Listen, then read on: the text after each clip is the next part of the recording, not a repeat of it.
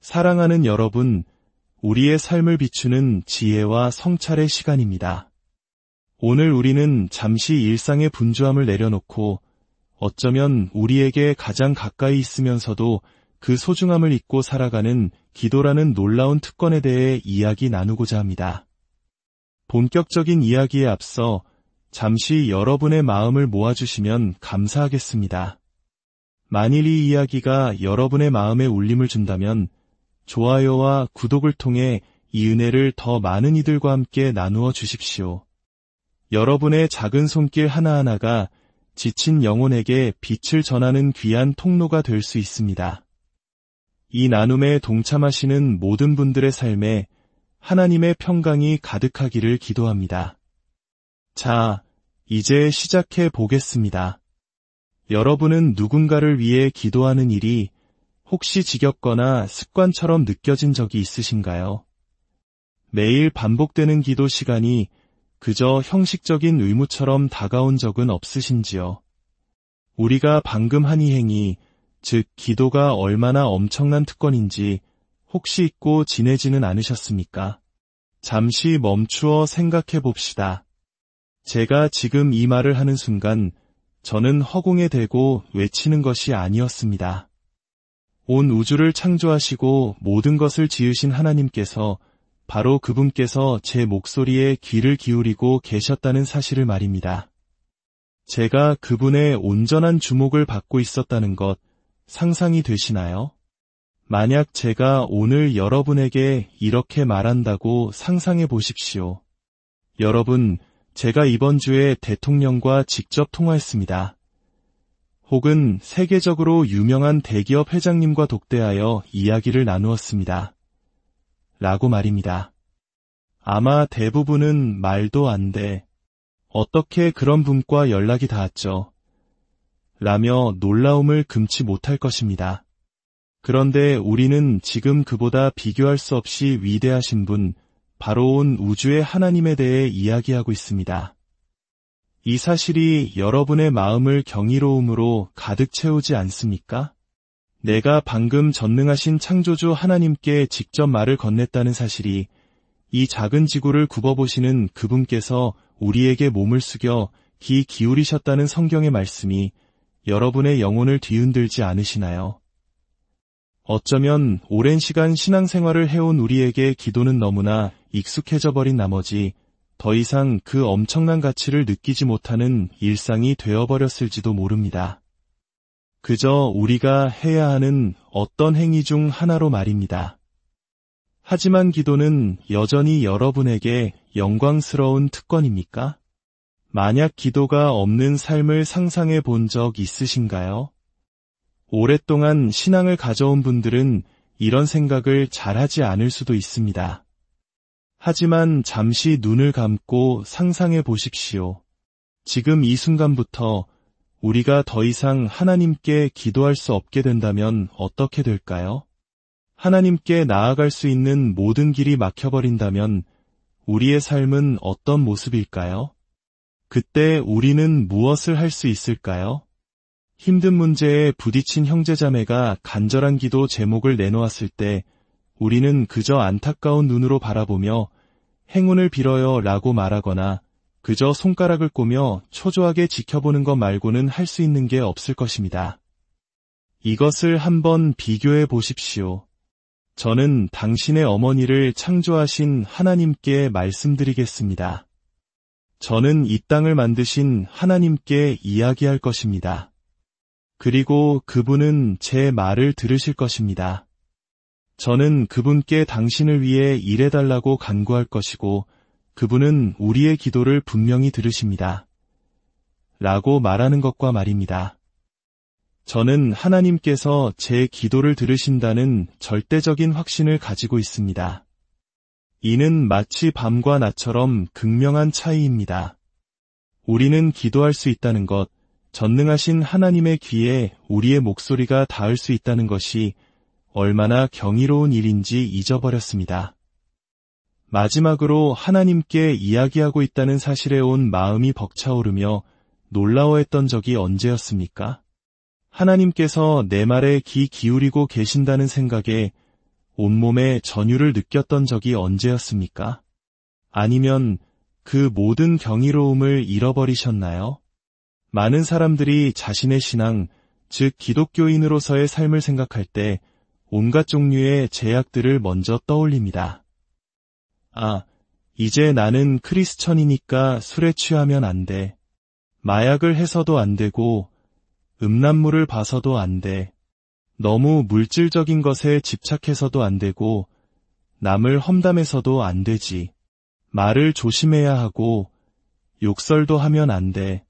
세금도 속이면 안 되고, 정직해야 해. 아내에게, 남편에게 거짓말을 해서도 안 돼. 우리의 신앙이 온통 해서는 안 되는 일들의 목록으로 축소되고 주말에 교회에 가야만 하는 의무가 되어버릴 때 우리는 왜 사람들이 기독교의 매력을 느끼지 못하는지 의아해합니다. 여러분, 기독교인으로 산다는 것의 진정한 전율, 그 핵심은 바로 이것입니다. 하루 종일 어느 순간에든 내가 창조주 하나님께 나아갈 수 있다는 사실입니다. 하루 중 언제라도 내가 창조주께 말씀드릴 수 있고 그분은 내 목소리에 귀를 기울여 주신다는 것. 이것이 바로 크리스천의 삶의 본질입니다. 이 땅에 작고 연약한 한 인간인 내가 온종일 하나님과 함께하며 그분과 소통할 수 있다는 것. 요한일서에서 사도 요한은 이렇게 기록했습니다. 그는 자신이 직접 보고 만지고 들었던 창조주에 대해 증언하며 이 글을 쓰는 이유가 바로 하나님과의 사귐 때문이라고 말합니다. 그리고 그는 우리가 그와 동일한 사귐을 갖기를 원한다고 말합니다. 우리의 사귐은 아버지와 그의 아들 예수 그리스도와 더불어 누림이라. 그가 이 글을 쓰는 이유는 이 놀라운 사실, 즉 자신이 하나님과 깊은 관계를 맺고 있으며 우리 모두가 그와 같은 사귐을 누리기를 원하기 때문입니다. 하루 종일 창조주와 실제로 대화하며 살아가는 삶을 말입니다. 다른 사람들과 이야기하는 것도 좋지만 하나님과의 사귐에 비할 수는 없습니다. 이것은 놀라운 특권입니다. 하지만 때로 우리는 신앙을 그런 식으로 생각하지 않습니다. 그저 제약의 목록으로만 여길 뿐입니다. 이제 오랫동안 하나님께 나아가는 특권을 누려온 저는 그분 없이 사는 삶을 상상조차 할 수 없습니다. 여러분은 상상할 수 있으신가요? 하나님 없는 삶이 어떤 모습일지 말입니다. 우리는 너무 오랫동안 이 특권에 익숙해진 나머지 그것이 없던 시절의 삶을 잊어버렸습니다. 그저 매일매일 평범한 일들을 처리하며 정작 우리를 만드시고 이 우주를 다스리시는 분과는 아무런 교감 없이 살아가는 삶을 말입니다. 오늘 우리가 나눌 성경 말씀은 기도에 관한 것입니다. 하지만 제가 가장 원치 않는 것은 이 시간이 여러분에게 죄책감을 주는 시간이 되는 것입니다. 나는 기도를 더 많이 해야 하는데 와 같은 부담감을 가지고 이 자리를 떠나는 것을 결코 원하지 않습니다. 문을 나서면서 우울한 마음으로 그래, 맞아. 나는 기도를 더 해야 해 라고 다짐하게 만드는 것이 제 목표가 아닙니다. 그것은 너무나 어리석은 생각입니다. 왜냐하면 제가 신약 성경을 더 깊이 연구할수록 신약은 해야만 하는 것에 대한 이야기가 아니라는 것을 깨닫게 되기 때문입니다. 신약은 이것을 해야만 천국에 가고 하지 않으면 지옥에 간다. 와 같은 의무 조항들의 목록이 아닙니다. 오히려 그것은 이 놀라운 특권을 누리지 않는다면 그것이야말로 어리석은 일이다 라고 말하고 있습니다. 여러분은 기도할 의무가 없습니다. 다만 기도하지 않는 것은 어리석은 선택일 뿐입니다. 헌금, 봉사, 순종, 그 어떤 것도 해야만 하는 의무가 아닙니다. 이 모든 것은 하나님께서 우리에게 허락하신 놀라운 특권에 관한 이야기입니다.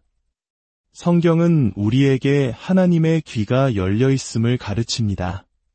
그분은 우리가 말할 때 주의를 기울이실 뿐만 아니라 우리의 목소리를 듣기 원하십니다. 저는 여러분이 오늘 이 자리를 떠날 때 온 우주의 하나님께서 당신이 그분께 말할 때 귀 기울이신다는 것, 그리고 그분은 당신의 목소리를 듣고 싶어 하신다는 사실을 마음에 품고 가시기를 바랍니다.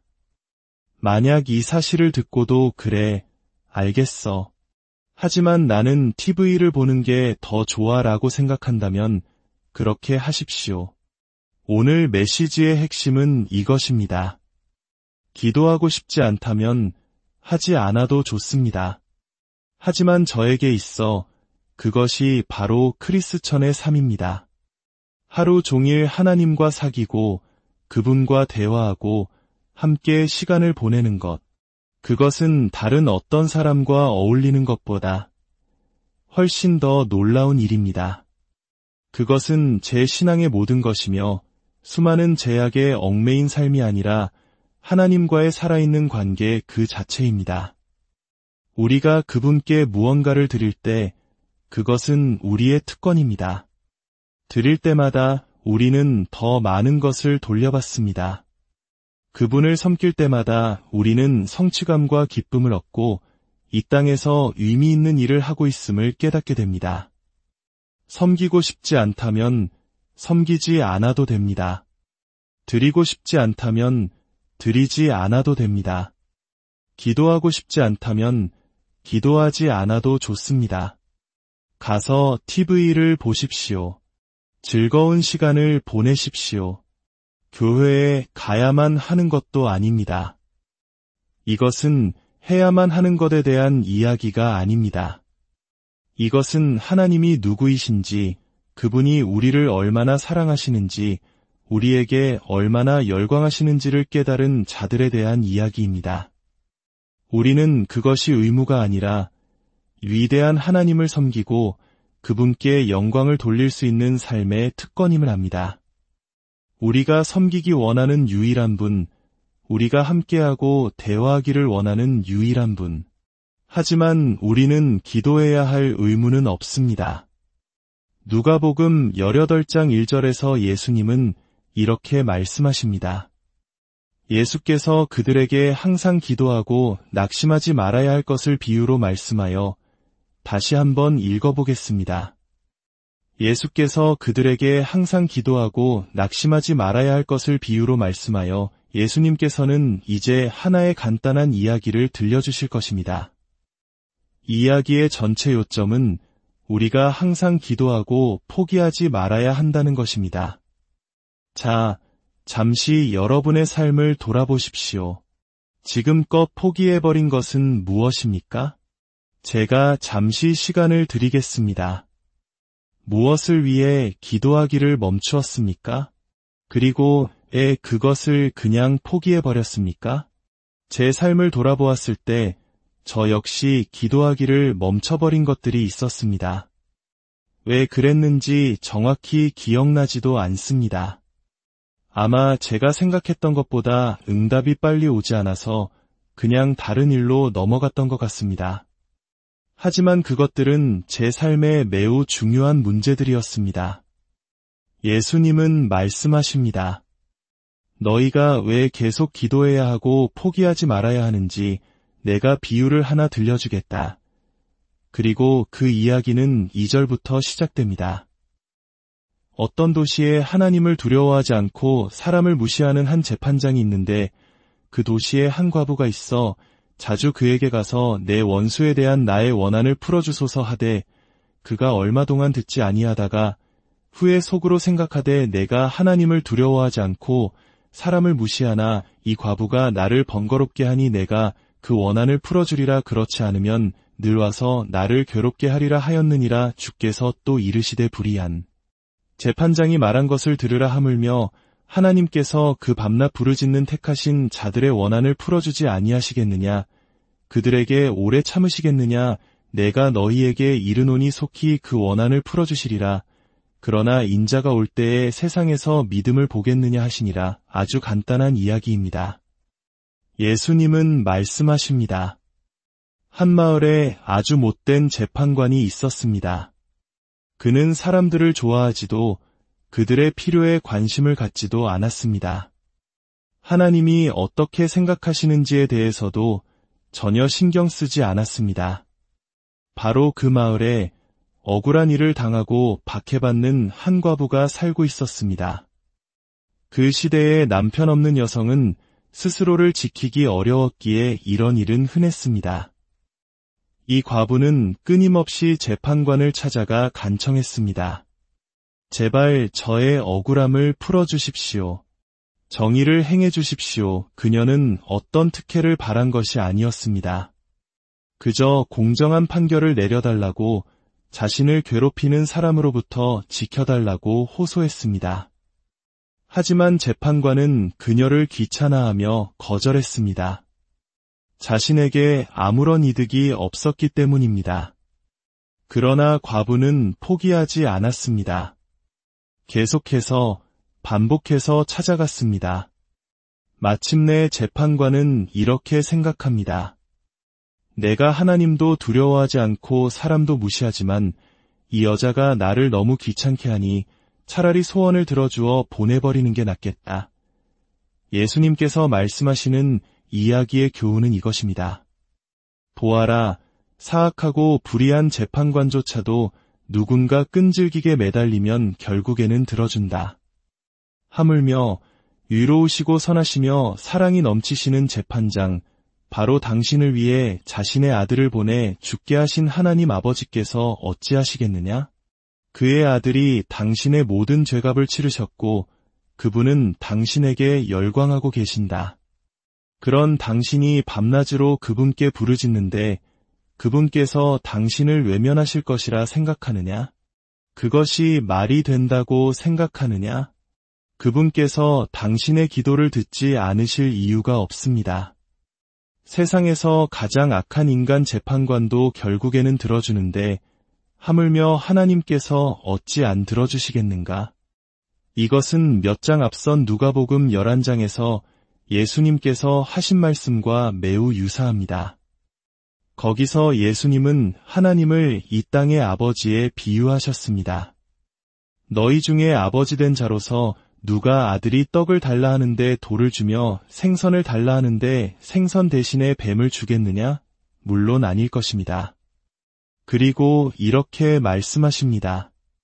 너희가 악할지라도 좋은 것을 자식에게 줄 알거든 하물며 하늘에 계신 너희의 완벽하신 아버지께서 구하는 자에게 가장 좋은 것을 주시지 않겠느냐? 오늘의 비유도 같은 논리입니다. 하나님은 완벽한 재판장이십니다.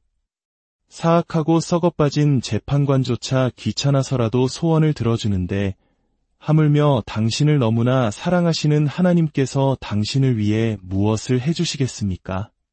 예수님은 우리가 계속해서 기도하기를 원하셔서 이 비유를 말씀하셨습니다. 우리는 저 과부보다 훨씬 더 많은 유리한 점을 가지고 있습니다. 과부는 재판관에게 이방인이었지만 성경은 하나님께서 그의 택하신 자들을 위해 정의를 베푸실 것이라고 말합니다. 저는 하나님께 낯선 존재가 아닙니다. 저는 그분이 친히 선택하신 자녀입니다. 이것은 엄청나게 강력하고 애정 어린 표현입니다. 제가 기도할 때 저는 저를 알지 못하는 신 앞에 나아가는 이방인이 아닙니다. 저는 그분의 택하신 자녀이며 제가 말할 때 그분은 귀를 기울이십니다. 또한 과부는 불의한 재판관에게 나아갔지만 우리는 완벽하게 공정하시고 정의 그 자체이신 하나님 앞에 나아갑니다. 우리는 그분 앞에 나아가 이렇게 고백할 수 있습니다. 하나님, 이 모든 상황을 저보다 더 잘 아십니다. 무엇이 최선인지 주님은 아십니다. 저는 주님을 신뢰합니다. 우리는 완벽한 재판장이신 그분께 모든 것을 맡길 수 있습니다. 그 과부는 재판관에게 다가가기 위해 어떤 연줄도 없었지만 성경은 우리에게 아버지 하나님 앞에 변호자 예수 그리스도가 계시다고 말합니다. 우리는 그분의 이름으로 기도할 수 있으며 그분은 우리를 위해 아버지께 말씀하십니다. 과부는 정해진 시간에만 재판관을 만날 수 있었지만 우리는 하루 24시간 언제든지 하나님께 나아갈 수 있습니다. 마지막으로 과부는 재판관을 찾아갈 때마다 그를 귀찮게 하는 존재였지만 하나님과의 관계는 정반대입니다. 하나님은 우리가 계속해서 그분께 나아오기를 원하십니다. 이사야 62장에는 이스라엘 백성들이 예루살렘의 회복을 위해 기도하는 놀라운 장면이 나옵니다. 예루살렘이여, 내가 너의 성벽 위에 파수꾼을 세우고 그들로 하여금 주야로 계속 잠잠하지 않게 하였느니라. 너희 여호와로 기억하시게 하는 자들아, 너희는 쉬지 말며 또 여호와께서 예루살렘을 세워 세상에서 찬송을 받게 하시기까지 그로 쉬지 못하시게 하라. 하나님으로 하여금 쉬지 못하시게 하라는 이 표현이 얼마나 놀랍습니까? 그들은 하나님께서 항상 예루살렘을 위한 누군가의 기도를 듣고 계시도록 그분을 기도로 쉴 틈 없이 채우자고 말합니다. 예수님은 이 비유를 통해 우리가 포기하지 않고 계속 기도하기를 원하십니다. 우리에게는 과부에 비해 단 하나의 불리한 점이 있습니다. 그것이 무엇인지 아십니까? 바로 우리는 그분을 눈으로 볼 수 없다는 것입니다. 그래서 우리에게는 다른 무언가가 필요합니다. 바로 믿음입니다. 우리는 그분께서 듣고 계신다는 것을 믿어야만 합니다. 그래서 비유의 마지막은 이렇게 끝납니다. 그러나 인자가 올 때에 세상에서 믿음을 보겠느냐? 문제는 하나님의 신실함이 아닙니다. 문제는 우리의 신실함입니다. 주님께서 다시 오실 때 여전히 믿음을 가지고 끈질기게 기도하는 사람들을 찾아보실 수 있을까요? 여러분, 우리는 종종 신앙을 너무 복잡하게 만드는 경향이 있습니다. 이 비유는 매우 간단합니다. 기도하십시오. 하나님은 듣고 계십니다. 그분은 선한 재판장이시며 당신을 사랑하시고 당신의 기도를 들으실 것입니다. 그것이 전부입니다. 우리는 어린아이와 같은 단순함으로 돌아가야 합니다. 하나님께서 말씀하셨기에 그냥 기도하고 그분이 들으심을 믿는 단순한 믿음으로 말입니다. 아프리카 우간다에서의 경험을 나눈 한 선교사님의 이야기가 생각납니다. 그가 설교를 마칠 때마다 사람들이 길게 줄을 서서 그를 기다렸다고 합니다. 처음에는 그가 모든 사람들의 문제를 하나하나 상담해 주어야 할 것이라 생각했지만 놀랍게도 그들은 조언을 구하지 않았습니다. 그들은 한 사람 한 사람 다가와 이렇게 말했습니다. 하나님의 사람이여, 제게 안수하고 기도해 주십시오. 그게 전부였습니다. 그들의 마음속에는 명확한 믿음이 있었습니다. 우리는 당신의 지식이나 조언이 필요한 것이 아닙니다. 그러나 하나님의 사람으로서 당신이 우리를 위해 기도해 주는 것, 그것이야말로 우리가 받을 수 있는 가장 강력한 도움입니다. 여러분, 제가 오늘 여러분을 위해 할 수 있는 가장 강력한 일은 이 성경 구절을 더 자세히 설명하는 것이 아니라 살아계신 하나님 앞에 나아가 여러분을 위해 기도하는 것입니다. 성경은 의인의 간구는 역사하는 힘이 크다고 말씀합니다. 오늘 의무감이라는 무거운 짐을 내려놓으십시오. 그리고 그 자리에 살아계신 하나님과 언제든 대화할 수 있다는 숨막히는 특권을 다시 한번 채워 넣으시길 바랍니다. 포기했던 기도 제목들을 다시 꺼내십시오. 밤낮으로 부르짖는 당신의 목소리에 가장 선하고 위로우신 재판장께서 귀 기울이고 계십니다. 오늘 당신의 삶 속에서 그 놀라운 특권을 마음껏 누리시는 하루가 되기를, 당신의 모든 기도가 응답받고 그분의 임재 안에서 참된 힘과